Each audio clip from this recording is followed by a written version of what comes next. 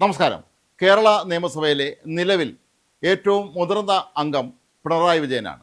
1970 അദ്ദേഹം ആദ്യമായി MLA ആയത്. അദ്ദേഹത്തിന് ഇപ്പോൾ 82 വയസ്സോളം പ്രായവുമുണ്ട്.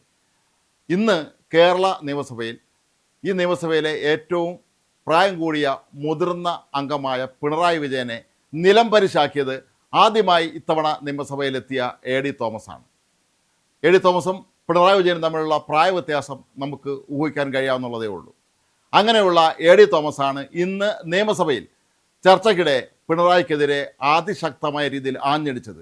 ശരിക്കും ഇന്ന് നിയമസഭയിൽ AD തോമസ് താരമായി മാറുകയായിരുന്നു. നിങ്ങളുടെ രക്ഷാപ്രവർത്തനമാണ് എന്നെ MLA ആക്കി മാറ്റിയത് എന്നാണ് AD തോമസ് നിയമസഭയിൽ പിണറായിയുടെ മുഖത്ത് നോക്കിക്കൊണ്ട് പറഞ്ഞത്. അദ്ദേഹം മറ്റൊരു പഴയ കഥ കൂടി ചൂണ്ടിക്കാണിച്ചു. പണ്ട് 1977 അന്ന് കേരള നിയമസഭയിൽ ചെറുപ്പക്കാരനായ ഒരു MLA തന്നെ അടിയന്തരാവസ്ഥ കാലത്ത് അതിഭീകരമായി പോലീസ് മർദ്ദിച്ചതിൻ്റെ അടയാളമായ ഒരു ഷർട്ട് ഉയർത്തിക്കൊണ്ടൊരു പ്രസംഗം നടത്തിയിരുന്നു.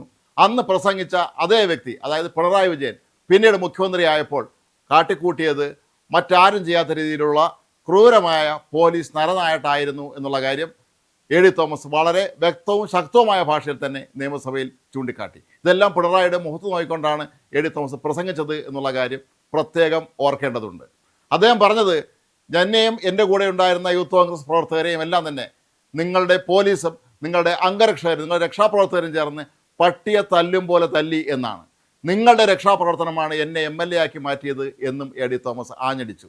ഇതെല്ലാം കേട്ട് ഒന്നും പറയാൻ കഴിയാതെ നിയമസഭയിൽ പ്രതിപക്ഷ നേതാവായ പിണറായി വിജയനും അദ്ദേഹത്തിൻ്റെ സഹപ്രവർത്തകരും അന്തം വിട്ട് നോക്കി നിൽക്കുന്ന കാഴ്ചയാണ് നമുക്ക് കാണാൻ കഴിഞ്ഞത്. AD തോമസ് മറ്റൊരു കാര്യം കൂടെ പറഞ്ഞു. ഒരുപാട് അമ്മമാരുടെ കണ്ണീരാണ് നിങ്ങൾ വീഴ്ത്തിയത്, അതിൻ്റെ ശാപം നിങ്ങളെ പിന്തുടരുക തന്നെ ചെയ്യും എന്ന രീതിയിലാണ് AD തോമസ് പ്രസംഗം അവസാനിപ്പിച്ചത്. അതിശക്തമായ രീതിയിൽ സഭ നിശബ്ദമായിരുന്നാണ് AD തോമസിൻ്റെ പ്രസംഗം കേട്ടത്. അദ്ദേഹം തനിക്ക് പറയാനുള്ള, തനിക്കുണ്ടായ അതിഭീകരമായ അനുഭവത്തെക്കുറിച്ചുള്ള വളരെ വിശദമായ ഒരു വിശദീകരണമാണ് അവിടെ നൽകിയത്. ഒരുപക്ഷെ ഇത് ചരിത്ര നിയോഗം അല്ലെങ്കിൽ കാവ്യനീതി ആയിരിക്കാം. ഒരുപക്ഷെ പിണറായി വിജയനെ സംബന്ധിച്ചിടത്തോളം അദ്ദേഹത്തിൻ്റെ അന്നത്തെ നവകേരള യാത്രയിൽ വഴി കാണുന്നവരെല്ലാം, പ്രതിഷേധിക്കുന്നവരെല്ലാം അതിക്രൂരമായി തല്ലി ഒതുക്കിക്കൊണ്ടുള്ള ആ അന്നത്തെ യാത്രയുടെ ജീവിക്കുന്ന രക്തസാക്ഷിയാണ് AD തോമസ്. വേണമെങ്കിൽ മരണം പോലും സംഭവിക്കാവുന്ന തരത്തിലാണ് അതിക്രൂരമായ രീതിയിൽ പിണറായി വിജയൻ്റെ ഗൺമാനായിരുന്ന അനിൽ കല്ലിയൂരും സംഘാംഗങ്ങളും ചേർന്ന് പോലീസിൻ്റെ കസ്റ്റഡിയിലുണ്ടായിരുന്ന ഈ യൂത്ത് കോൺഗ്രസ് പ്രവർത്തകരെ അതിഭീകരമായി മൃഗീയമായി തല്ലിച്ചതച്ചത്.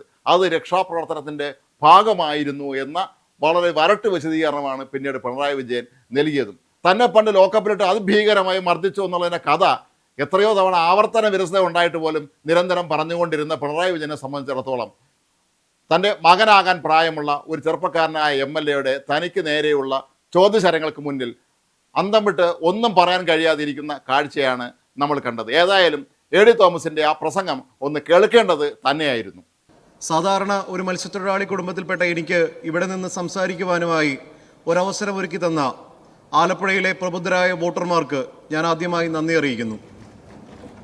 ഇന്നിവിടെ നിൽക്കുമ്പോൾ എനിക്ക് വേണ്ടി രാപകലില്ലാതെ കഷ്ടപ്പെട്ട ഇന്ത്യൻ നാഷണൽ കോൺഗ്രസിൻ്റെ സഹപ്രവർത്തകരോടും ഐക്യജനാധിപത്യ മുന്നണിയുടെ പ്രവർത്തകരോടുമെല്ലാം അവരെ ഹൃദയത്തോട് ഞാൻ ചേർത്ത് പിടിക്കുകയാണ്. സാർ, കേരളത്തിൻ്റെ ആദരണീയനായ മുഖ്യമന്ത്രി, കേരളത്തിൻ്റെ ധനകാര്യ വകുപ്പ് മന്ത്രി ശ്രീ VD സതീശൻ അവതരിപ്പിച്ച ഈ ബഡ്ജറ്റിനെ ഞാൻ സർവാത്മന പിന്തുണയ്ക്കുകയാണ്. സാർ, ഈ ബഡ്ജറ്റ് ഒരു സാധാരണ ബഡ്ജറ്റല്ല. ഇത് അനിതര സാധാരണമായ കാര്യങ്ങൾ ഒളിപ്പിച്ചു വെച്ചിട്ടുള്ള, സാധാരണക്കാരെ, പട്ടിണിപ്പാവങ്ങളെ, അരികുവൽക്കരിക്കപ്പെട്ട സാധാരണക്കാരായ മനുഷ്യരെ ചേർത്ത് പിടിക്കുന്ന, അവരുടെ ജീവിതത്തിൽ പുതുവെളിച്ചം വീശുന്ന ഒരു ബഡ്ജറ്റാണ് സാർ. ഈ ബഡ്ജറ്റിനെ എപ്പോക്കൽ ബഡ്ജറ്റ് എന്ന് വിളിക്കാനാണ് ഞാൻ ആഗ്രഹിക്കുന്നത്. സാർ, എന്താണ് എപ്പോക്കൽ ബഡ്ജറ്റ് എന്ന് ചോദിച്ചാൽ, യുഗ പരിവർത്തനാത്മകമായ ബഡ്ജറ്റാണ് സാർ എപ്പോക്കൽ ബഡ്ജറ്റ്. വികസന മുൻഗണനകളെ പുനർനിർവചിച്ച് സാധാരണക്കാരൻ്റെ ജീവിതത്തെ മാറ്റിമറിക്കുമ്പോഴാണ് ഒരു ബഡ്ജറ്റ് എപ്പോക്കൽ ബഡ്ജറ്റായി മാറുന്നത്.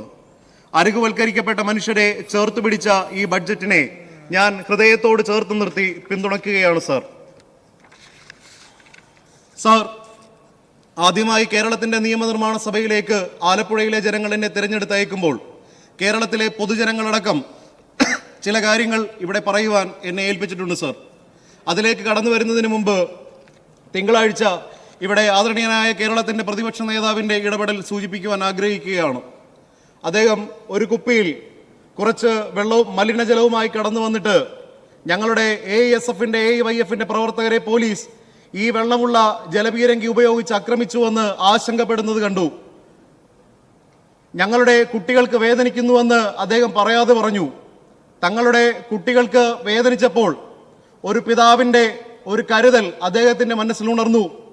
അദ്ദേഹത്തിൻ്റെ മനസ്സിൽ സഹജീവികളോടുള്ള ഒരു സ്നേഹമുണ്ടായി. ദീർഘമായ 10 വർഷങ്ങൾക്ക് ശേഷമാണ് മനുഷ്യ സഹജമായ ആ വികാരങ്ങൾ ആ മനുഷ്യനിലുണ്ടായത്. അതിനെ സർവാത്മന സ്വാഗതം ചെയ്യുകയാണ്.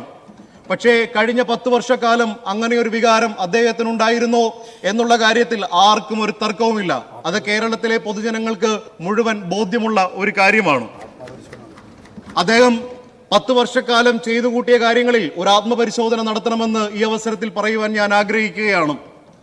സർ, കേരളത്തിന്റെ നിയമനിർമ്മാണ സഭയിൽ 1977 മാർച്ച് 30 നടന്ന ഒരു സംഭവം, ഒരു പ്രസംഗം ഇവിടെ സൂചിപ്പിക്കുവാൻ ഞാൻ ആഗ്രഹിക്കുകയാണ്. സാർ, ഞാൻ ചരിത്രത്തിൽ നിന്ന് പഠിച്ചതാണ്. ഞാൻ അന്ന് ജനിച്ചിട്ടില്ല. അന്ന് കേവലം 28 വയസ്സ് മാത്രം പ്രായമുള്ള ഒരു യുവാവായ നിയമസഭാ അംഗം ഭരണകൂട ഭീകരതയ്ക്കെതിരെ, പോലീസ് ഭീകരതയ്ക്കെതിരെ എന്നോണം രക്തം പുരണ്ട വസ്ത്രമുയർത്തി പിടിച്ച് പ്രസംഗിച്ച ഒരു ചരിത്രം കേരളത്തിന്റെ നിയമനിർമ്മാണ സഭയ്ക്കുണ്ട്. ആ ചെറുപ്പക്കാരൻ, 28 വയസ്സുള്ള ആ ചെറുപ്പക്കാരൻ പിന്നീട് കേരളത്തിൽ വൈദ്യുതി വകുപ്പ് മന്ത്രിയായി. പിന്നീട് ആ ചെറുപ്പക്കാരൻ കാലം ഒരുപാട് കഴിഞ്ഞപ്പോൾ കേരളത്തിൽ മുഖ്യമന്ത്രിയായി മാറി.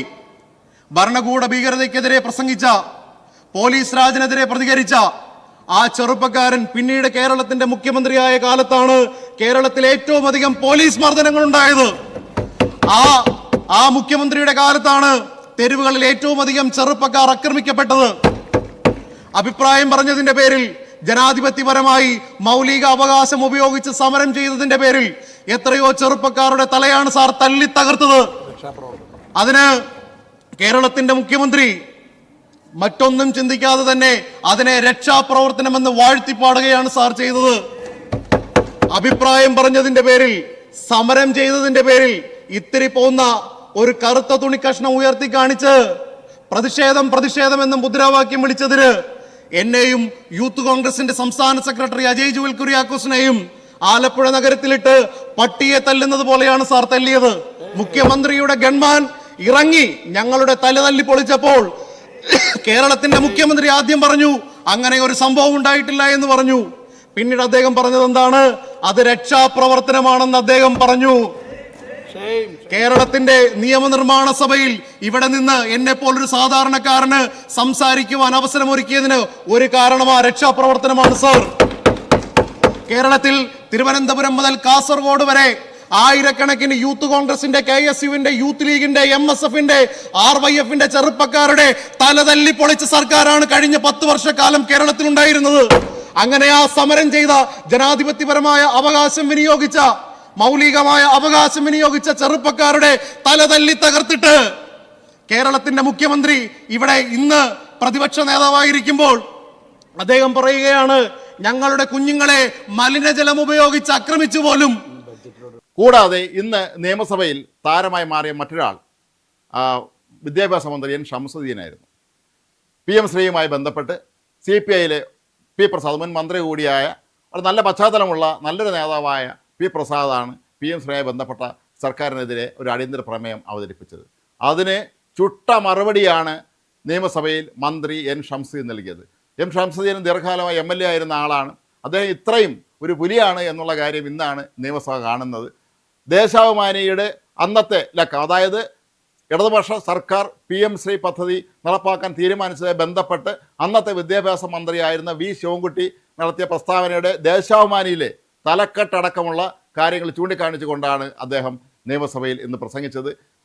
ഷംസുദ്ദീൻ്റെ പ്രസംഗത്തിന് മുന്നിൽ CPM MLAമാർക്കും ഒന്നും മിണ്ടാതെ സ്തംഭിച്ച് നോക്കിയിരിക്കാൻ മാത്രമേ കഴിഞ്ഞിരുന്നുള്ളൂ. PM ശ്രീയിൽ ഒപ്പിട്ടത് കുട്ടികളുടെ ഭാവിക്ക് വേണ്ടിയാണ് എന്നാണ് അന്ന് മന്ത്രിപ്പൂവനെന്ന് സ്വയം വിശേഷിപ്പിച്ചിരുന്ന V. ശിവൻകുട്ടി പറഞ്ഞത്.